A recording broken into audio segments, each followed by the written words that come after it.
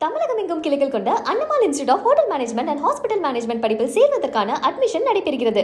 ஆளுங்கட்சியுடைய ஆலந்தூர் பகுதி செயலாளர் பேர் குறிப்பிட்டு சொல்றேன். கணவரால் கைவிடப்பட்ட ஒரு பெண்ணுக்கு ஆலந்தூர் பகுதி செயலாளர் கணவரால் கைவிடப்பட்ட ஒரு பெண்ணுக்கு பண உதவி செய்யறேன்னு சொல்லி அவங்க பாலியல் ரீதியா துன்புறுத்த முயற்சி பண்ணியிருக்கிறார்.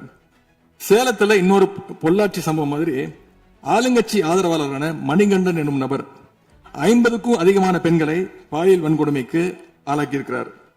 திருவாரூர்ல ஆளுங்கட்சியுடைய திருத்துறைப்பூண்டி ஒன்றிய செயலாளர் கல்லூரி மாணவியை ஈவ்டீசிங் பண்ணி இப்ப கம்பி எண்ணிட்டு இருக்கிறார். இது எல்லாத்துக்கும் மேல ஒரு கொடுமை, தூத்துக்குடியில ஆளுங்கட்சியை சேர்ந்த ஒரு அப்பாவி பெண்ணை 2 ஆளுங்கட்சி ஆட்கள் கார்ல அழைச்சிட்டு போய் மயக்க மருந்து கொடுத்து கூட்டு பாலியல் வன்கொடுமை கேங் ரேப் பண்ணிருக்காங்க. இந்த சம்பவத்தை பத்தி பேசின பாதிக்கப்பட்ட பெண் திருவைகுண்டம் சட்டமன்ற உறுப்பினர் திரு சரவணன் சொல்லிதான் அழைத்து செல்லப்பட்டதாக டிவியில பேட்டி கொடுத்திருக்கிறாங்க. எல்லா மேலிடத்துக்கு தெரியும் அப்படின்னு பாதிக்கப்பட்ட பெண் பேட்டி கொடுத்திருக்கிறாங்க. யார் அந்த மேலிடம் அப்படின்னு இன்னைக்கு மக்கள் கேட்க ஆரம்பிச்சிருக்கிறாங்க. தனக்கு நேர்ந்த கொடுமையை ஆளுங்கட்சியினுடைய அமைச்சர்கள் 2ஆம் கட்ட 3ஆம் கட்ட தலைவர்கள் கிட்ட சொன்னதாகவும் பாதிக்கப்பட்ட பெண் இன்னைக்கு சொல்லியிருக்கிறாங்க. ஆனா நடந்தது என்ன? யார் தப்பு பண்ணாலும் நடவடிக்கை எடுக்க தயங்க மாட்டேன்னு சொன்னார் நம்முடைய முதலமைச்சர். ஆனா இந்த சம்பவத்துல குற்றம் சாட்டப்பட்டுள்ள சட்டமன்ற உறுப்பினர் மேல என்ன நடவடிக்கை எடுத்தாங்கன்னு தெரியல. அதுக்கு மாறா பாதிக்கப்பட்ட பெண்ணை கட்சியிலிருந்து நீக்கி இருக்கீங்க. இதுக்கு பேர் தான் மாற்றமா? இதுக்கு பேர் தான் தூய சக்தியா அப்படின்னு மக்கள் கேட்கிறாங்க. முதலமைச்சர் அவர்களே, மாண்பு பேரவைத் தலைவர் அவர்களே, நம்முடைய முதலமைச்சர் அவர்கள் 6 மாசம் டைம் எடுத்துட்டு வந்து சட்டம் ஒழுங்கை நிலைநாட்டுற வரைக்கும் நாங்க காத்துக்கிட்டு இருக்க முடியாது, நாடும் தாங்காது. இதை பத்தி கேள்வி எழுப்பினா கூட காவல்துறைக்கு பொறுப்பு வைக்கக்கூடிய முதலமைச்சர் எதுவும் பேச மாட்டேங்கிறார். To remain silent in the face of evil is itself evil அப்படின்னு ஒரு பழமொழி உண்டு. அது யாருக்கு பொருந்ததோ இல்லையோ இந்த அரசுக்கு சரியாக பொருந்தது. ஆகவே முதல் வேலையா சட்டம் ஒழுங்கை காப்பாற்றுறதுக்கு முக்கியத்துவம் கொடுத்து இந்த அரசு நடவடிக்கை எடுக்கணும்னு கேட்டுக்கொள்கிறேன்.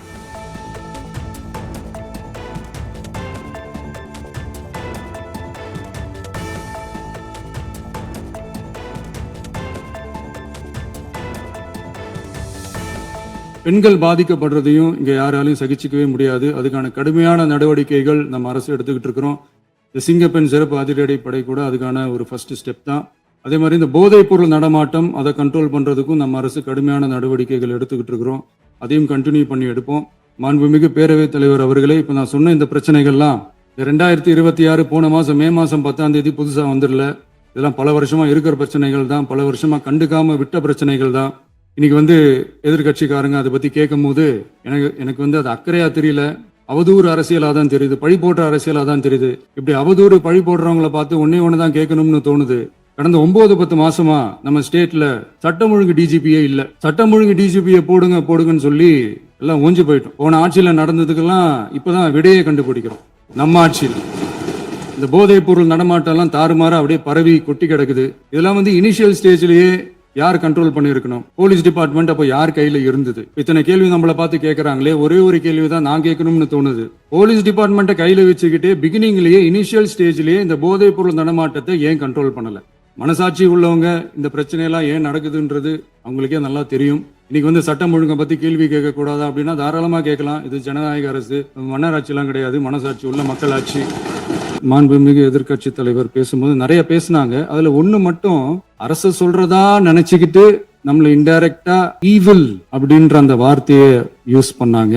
எனக்கு ஒண்ணுதான் சொல்லணும்னு தோணுது. ஈவில்ஸ்னு டெவில்ஸ் பேசக்கூடாது.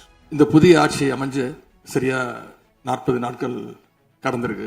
ஆளுநர் உரையின் போது நானும் எங்களுடைய சட்டமன்ற உறுப்பினர்களும் இந்த 40 நாட்கள்ல இந்த அரசு என்னென்ன பணிகள் செஞ்சிருக்கு, ஏதாவது திட்டங்கள் கொண்டு வந்திருக்காங்களா, ஏதாவது சாதனைகள் செஞ்சிருக்காங்களான்னு ஆவலோடு காத்துக்கிட்டு இருந்தோம்.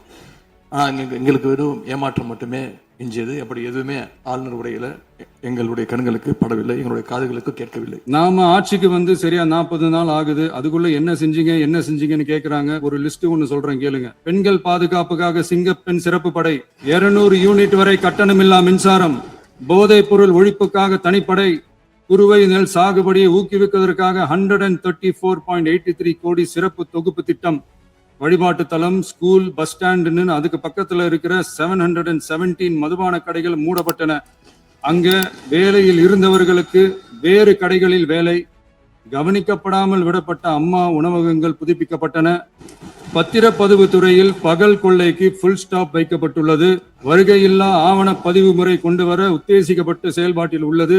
அரசு மற்றும் தனியார் மருத்துவமனையில் ஸ்கேன் மையங்களில் கருவுறுவதற்கு முன் மற்றும் பின் ஏற்படும் தவறுகளை கண்காணிக்கவும், மருத்துவ நிறுவனம் முறைப்படுத்தும் சட்ட விதிகள் பின்பற்றப்படுகிறதா என கண்காணிக்கவும், மருத்துவ மற்றும் ஊரக பணிகள் இயக்கத்தின் பயன்பாட்டிற்காக 40 புதிய வாகனங்கள் வழங்கப்பட்டுள்ளது.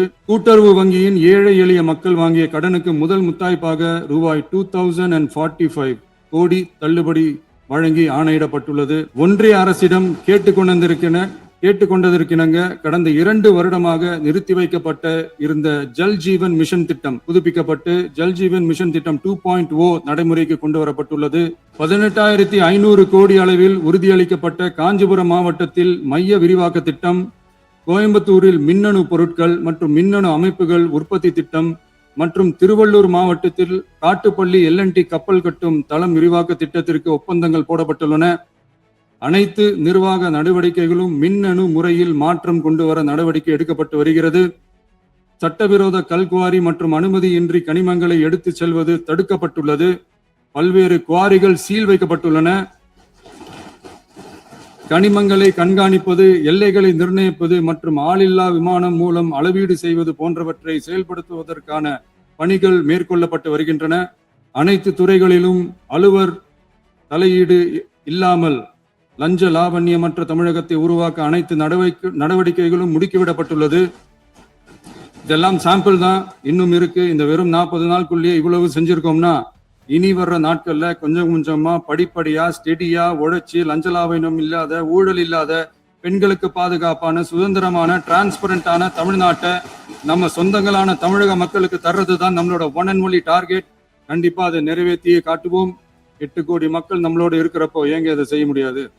வழக்கமாக எதிர்க்கட்சி தலைவர்கள், எதிர்க்கட்சிகள் ஆளுங்கட்சிகளுடைய நிறை குறைகளை பேசுறது வழக்கம். அதுதான் எதிர்க்கட்சியுடைய பொறுப்பு, அதுதான் கடமை. ஆனா இப்ப இருக்கக்கூடிய ஆளுங்கட்சியை விமர்சனம் செய்யறதுல முந்தைய எதிர்க்கட்சிகளை விட எங்களுக்கு அதிக பொறுப்பும் அதிக உரிமையும் இருக்கு அப்படின்னு நாங்க நம்புறோம். அதுக்கு காரணம், எங்களுடைய கூட்டணி கட்சியாக இருந்து எங்களுடைய உடன்பிறப்புகளுடைய வாக்குகளை வெற்றி பெற்றவர்களுடைய ஆதரவுல தான், எங்களுடைய தயவுல தான் இன்னைக்கு இந்த அரசு நடந்துகிட்டு இருக்கு என்பதை நீங்கள் கருத்துக் கொள்ள வேண்டும். இன்னும் சொல்ல போனா, நாங்க இன்னைக்கு எதிர்கட்சியில் வரிசையில மட்டும் இல்ல, ஆளுங்கட்சி வரிசையிலும் எங்களுடைய வாக்குகள் அமர்ந்திருக்கு. இப்ப புதுசா ஒரு வெப்பன் ஒண்ணு கொண்டு வந்திருக்காங்க. அது என்ன தெரியுமா? அவங்க தயவால தான் நம்ம ஆட்சி நடக்குதான். மக்கள் தயவால இந்த ஆட்சி நடந்துகிட்டு இருக்கு. மனசாட்சி உள்ள சக்திகளோட ஆதரவால இந்த ஆட்சி நடந்துகிட்டு இருக்கு. நாங்க தான் அனுப்பி வச்சோம் அப்படின்றாங்களே. அனுப்பி வச்சவங்களுக்கு மினிஸ்ட்ரியில இடம் கொடுத்தா ஏன் கதறீங்க? ஏன் இவ்வளவு கோவம்? ஏன் இவ்வளவு கதறல்? இதுல இன்னொரு முக்கியமான விஷயம், மார்க்சிஸ்ட் கம்யூனிஸ்ட் கட்சி நமக்கு ஆதரவு கொடுத்தது சுயேட்சையா எடுத்த முடிவுன்னு சொல்றாங்க. அதே மாதிரி இந்திய கம்யூனிஸ்ட் கட்சி நமக்கு ஆதரவு கொடுத்தது சுயேட்சையா எடுத்த முடிவுன்னு சொல்றாங்க. இதுல எங்க இருந்து நாங்க தான் அனுப்பி வச்சோம்னா புரியலையே, மக்களுக்கு நல்லா புரியும். அதே ஒரு நம்பிக்கை வாக்கெடுப்பின் போது நான் பேசும்பொழுது குறிப்பிட்டு பேசினேன். ஆளுநர் வருவாரு, ஆளுநர் உரையின் மீது வந்து பேசும்போது தமிழ்தாய் வாழ்த்துக்கு முதலிடம் கொடுங்க அப்படின்னு சொன்னேன். அதே போல தமிழ்தாய் வாழ்த்து முதல்ல பாடப்பட்டுச்சு.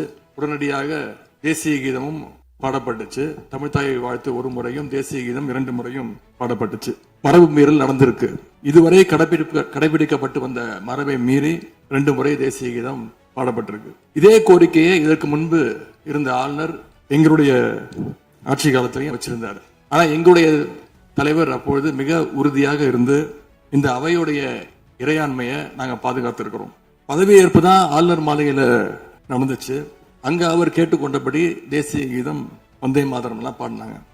ஆனா இப்போ ஆளுநர் உரை மக்களால் தேர்ந்தெடுக்கப்பட்ட பிரதிநிதிகள், சட்டமன்ற உறுப்பினர்கள், நாம பணி செய்கின்ற இந்த சட்டமன்றத்துல தான் வாசிக்கப்பட்டிருக்கு. இது நம்மளோட territory.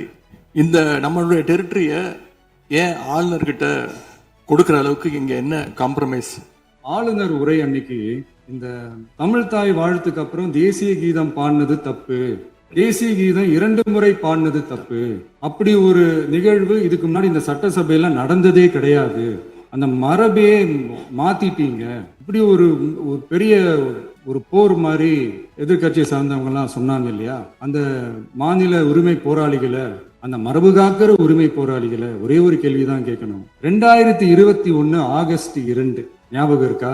Centenary celebration of Tamil Nadu legislature. அந்த ஃபங்க்ஷன்ல நம்ம முன்னாள் முதலமைச்சர் கருணாநிதி அவர்களோட கலைஞர் அவர்களுடைய புகைப்படத்தை மாண்புமிகு குடியரசுத் தலைவர் திறந்து வைக்கிற ஒரு ஃபங்க்ஷன். அந்த ஃபங்க்ஷன்ல national anthem followed by Tamil Thai Vazhthu அப்படின்னு அறிவிச்சது ஞாபகம் இருக்கா?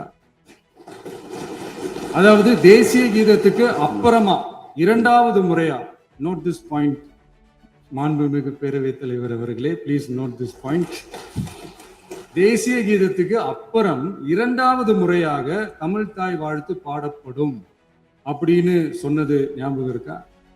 அதுவும் முத்தமிழ் அறிஞர் அப்படின்னு சொல்ற நம்ம கலைஞர் அவர்களுடைய அந்த புகைப்படம் வெளியிட்டு விழாவில் அவர் இருந்த இதே சபையில தமிழ 2வது இடத்துக்கு தள்ளினது யாருன்னு ஞாபகம் இருக்கா? அது மட்டும் இல்ல, அந்த தேசிய கீதத்தை நாட்டுப்பண் நேஷனல் ஆந்தம்னு சொல்லி அதே ஃபங்க்ஷன்ல கடைசியா ஃபங்க்ஷன் முடியும் போது செகண்ட் டைம் தேசிய கீதம் பாடினதும் ஞாபகம் இருக்கா? இதே அவையில் தான், அது அவை குறிப்பிலும் இருக்கிறது, இதே அவையில் தான் நடைபெற்றது. இந்த தக்க நேரத்தில் இந்த ஆதாரங்களை அளித்த மாண்பு முதல் அவர்களுக்கு நன்றியை தெரிவித்துக் கொள்கிறேன். டவுட் இருந்தா இந்த புக்கை பார்த்து தெரிஞ்சுக்கலாம். சும்மா சொல்லக்கூடாது. நம்முடைய முதலமைச்சர் அவர்கள் ஆட்சிக்கு வந்த ஒரே மாசத்துல தமிழ்நாட்டிலேயே தன்னுடைய பெரம்பூர் தொகுதியை நம்பர் 1 தொகுதியாக மாத்தி காட்டிட்டார். எதுல நம்பர் 1 பாத்தீங்கன்னா, இன்னைக்கு தமிழ்நாட்டிலேயே மின்வெட்டுல நம்பர் 1 தொகுதி பெரம்பூர் தொகுதி தான். அதுவும் ஆளுங்கட்சிக்காரங்க என்ன தெரியுமா பேசிட்டு இருக்காங்க? அண்ணன் பவருக்கு வந்தா தமிழ்நாடு மாறும்னு பார்த்தோம், ஆனா அண்ணன் கைக்கு பவர் வந்த நாள்ல இருந்து தமிழ்நாட்டுக்கே பவர் போயிடுச்சு அப்படின்னு இன்னைக்கு ஆளுங்கட்சிக்காரர்கள் பேசிட்டு இருக்காங்க. இன்னைக்கு எங்க பார்த்தாலும் அறிவிக்கப்படாத ஒரு மின்வெட்டாக இருக்கு. குடும்பங்கள்லாம் குழந்தைங்களை கூப்பிட்டு வந்து சாலை மறியலில் ஈடுபட்டு இருக்காங்க. சில நாட்களுக்கு முன்பு எங்களுடைய திராவிட முன்னேற்ற கழகத்தின் சார்பாக ஒரு பொதுக்கூட்டம் அம்பத்தூர்ல ஒரு பொதுக்கூட்டம் ஏற்பாடு பண்ணியிருந்தோம். அங்க வந்து எங்களுடைய முன்னாள் அமைச்சர், இப்போ சட்டமன்ற உறுப்பினர் அண்ணன் தங்கம் தென்னரசு அவர்கள் சிறப்பு பேச்சாளராக போயிருந்தார். அவர் பேச ஆரம்பிச்சோடனே கரண்ட் கட் ஆயிடுச்சு. 30 நிமிஷம் வரைக்கும் காத்திருந்து நாங்க என்ன பண்ணிட்டோம், பொதுக்கூட்டத்தை அரசுக்கு எதிரான ஒரு ஆர்ப்பாட்டமா மாத்தி, கரண்டே வரல, ஆர்ப்பாட்டமா நடத்தி முடிச்சிட்டோம். அது மட்டும் இல்ல, இன்னைக்கு தமிழ்நாட்டில் பல்வேறு இடங்கள்ல, திருவண்ணாமலையில கிரிவல பாதையில மக்கள் போறப்போ தினசரி பவர் கட் பண்றாங்க. அவங்களுடைய பாதுகாப்பை இன்னைக்கு ஒரு மிகப்பெரிய ஒரு கேள்விக்குறியா ஆக்கி வச்சிருக்கு இந்த அரசு. செங்கல்பட்டு அருகே சூனாம்பேடுல கருப்பாயி அப்படிங்கிற 75 வயது மூதாட்டி, அவங்களுக்கு உடம்பு சரியில்லை, வீட்டுல வெண்டிலேட்டர் சப்போர்ட்ல இருந்தப்போ பவர் கட் ஏற்பட்டு மூச்சு திணறி இறந்து போயிட்டாங்க. பவர் இல்லைன்னு தொகுதி எம்எல்ஏ போய் கேட்கலான்னு பார்த்தா எம்எல்ஏ யாருன்னு மக்களுக்கு தெரியல. நிறைய பேருக்கு இங்க இருக்கக்கூடிய எல்லாம், நான் தவறா சொல்ல, எல்லாமே புதுமுகங்கள். நமக்கே பாரு பேர் வெளில பார்க்கும்போது இவர் எம்எல்ஏவா இல்லையா அப்படின்னு தெரியல, உள்ள வந்தா தான் தெரியுது. முன்னெல்லாம் புயல் மழை நேரத்துல ஸ்கூலுக்கு லீவ் விடுவாங்க. ஆனா இந்த ஆட்சி அமைஞ்ச பிறகுதான் முதல் முறையா கரண்ட் இல்லைன்னு ஸ்கூல்ஸ்க்கு லீவ் விட ஆரம்பிச்சிருக்காங்க. சென்னை, பெரம்பூர் மற்றும் வியாசர்பாடியில கடந்த ஜூன் 9ஆம் தேதி அன்னைக்கு 4 தனியார் பள்ளிகளுக்கு கரண்ட் இல்லைன்னு லீவ் விட்டாங்க. முன்னாடி மழை வர்றப்பெல்லாம் ஸ்கூல் பசங்க டிவி ஆன் பண்ணி இன்னைக்கு ஸ்கூல் இருக்கா இல்லையான்னு தெரிஞ்சுப்பாங்க. ஆனா இப்பெல்லாம் டிவி ஆன் பண்ண முடியலன்னு தெரிஞ்சுக்கிறாங்க, சரி இன்னைக்கு கரண்ட் இல்லை, இன்னைக்கு ஸ்கூல் லீவ் தான் அப்படின்னு. ஸோ ஒரு மிகப்பெரிய ஒரு அட்வான்ஸ் டெக்னாலஜி இந்த அரசு உருவாக்கி இருக்கு. மின்வெட்டை பொறுத்தவரை தமிழ்நாடு மின்மிகை மாநிலமாக இருந்தாலும் கடந்த காலங்களில் ஏற்பட்ட நிர்வாக குளறுபடிகளும் மின்சார சாதனங்கள் மற்றும் மின் மாற்றிகளில் ஏற்படும் பழுதாலும் வேண்டுமென்றே சிலரின் நடவடிக்கைகளாலும் இந்த மின்வெட்டிற்கு காரணமாக உள்ளது. மின் விநியோக மீட்பு நடவடிக்கைகளை ஒருங்கிணைப்பதற்காக எதிர்பாராமல் இரவு நேரங்களில் ஏற்படும் மின் தடங்களை விரைந்து சரி செய்வதில் 10 உயர்மட்ட கண்காணிப்பு குழுக்கள் மற்றும் 125 சிறப்பு மின் தடை நீக்க ரோந்து வாகனங்கள் வழங்கப்பட்டு 24 மணி நேரமும் கண்காணிக்கப்படுகிறது. கூடுதலாக தற்போது 77 புதிய மின் தடை நீக்க மையங்களும் உருவாக்கப்பட்டுள்ளன. விரைவில் இந்த மின்வெட்டு நிலைமை அறவே நீக்கப்படும். தமிழகம் உலகெங்கும் கிளைகள் கொண்ட Annamal institute of hotel management and hospital management படிப்பில் சேர்வதற்கான அட்மிஷன் நடைபெறுகிறது. மின்னம்பலம்.com தமிழின் முதல் மொபைல் பத்திரிகை.